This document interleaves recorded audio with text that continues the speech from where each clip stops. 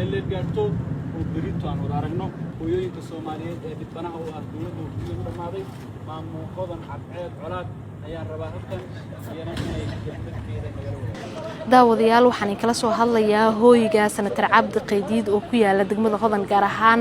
Saybiyaano agagaarka dhulkii debdemiska ee dhawaan dawladda federaalka Soomaaliya ay ka barakicisay dad badan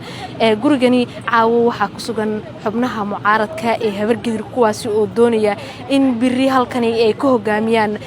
barnaamijka iyadoo gurigani hadda ay ku sugan yihiin qaar ka mid ah dadkii barakacayaasha oo dhulka debdemiska ah laga kiciyay sidoo kale dhulal kale oo ku yaala degmada Hodan iyo magaalada Muqdisho sida u jeedaan halkaas iga dambeeysa waxa fadhiya xubnihii mucaaradka oo ugu horeeyay Koofi